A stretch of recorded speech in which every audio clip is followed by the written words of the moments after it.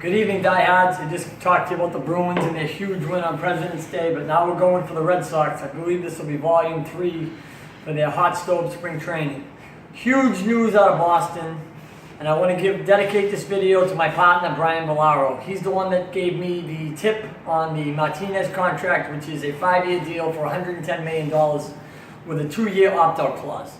Now, what that means to the layman's, not putting anybody down, is the Red Sox have J.D. Martinez for 2 years, guaranteed, at $22 million apiece a year.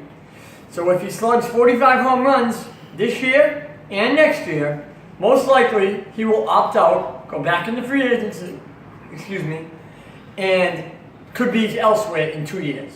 Now, everybody's talking about they're over the luxury tax. Just pay.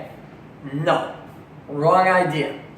If they sign Arrieta right now to a long-term deal, Chris Sale is going bye-bye in 2 years. They have Chris Sale on a manageable contract at $13.5 million for this year and next year. And they are going to need big money to keep him. I'm talking Clayton Kershaw type money to keep him. And you got Mookie Betts, Xander Bogaerts, Jackie Bradley. Benintendi's a rookie, so he's got time. But those 3 guys are going to be coming up soon. Soon. Not saying next year or in 2 years, but soon. So the reason they're not signing Arrieta is not because of money and spending the money foolishly. It's because they need to save money for Chris Sale. Who is more valuable to the Red Sox, Chris Sale or Jake Arrieta? I don't even think that's a question that needs to be answered. Because Chris Sale is an ace, Jake Arrieta is a 2/3, depending upon how well he pitches. Now, I know he's won a Cy Young, but, I like Chris Sale. He's nasty. The attitude is great, and he fits perfectly in Boston. Now, back on Martinez. Great slugger, had a great year, does have an injury history. But if he can hit 40 home runs this year, and that's 5 less than he hit last year, and stay healthy, and not have any injury issues like he's had all through his career, this could be a big signing for the Red Sox. Meaning, this gives them a right-handed bat in their lineup with power that could throw up against the Yankees. Because right now they're chasing the Yankees. Forget the farm systems. I've already explained that. The Yankees farm system destroys us. And if the Yankees want to add Manny Machado and Bryce Harper at the deadline for a half a season and go way over the luxury tax, by all means. Buy the World Series.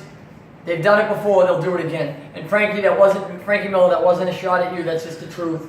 And we can go back and forth on that. But when you join my site, we can go back and forth on that. I'm still waiting on you.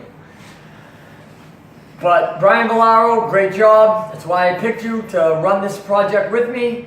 You're always on top of breaking news, and this was huge news. And I don't agree with you about Arrieta because they're over the tax. This will be the first year the Red Sox will have a $200 million plus payroll. I read that. I want to reconfirm that because it doesn't sound right. But if it is, that means they're $11 million over the luxury tax as of last year. I don't know if it changed or went up, but they are over the tax. So signing Arrieta would just be simply taking away money that they're going to give Chris Sale in 2 years when he's up. So I'm against it. I said Arrieta or Martinez. I would have rather Arrieta, but the money they gave Martinez for $22 million, $44 million for 2 years is a terrific contract. He's going to give you what he's going to give you, and Dave Dombrowski gets the credit because he stood his ground. He didn't give in to the Scott Boras, and for once, the Red Sox come out on top against Scott Boras. Have a good night, diehards. Enjoy your sports. Sleep well.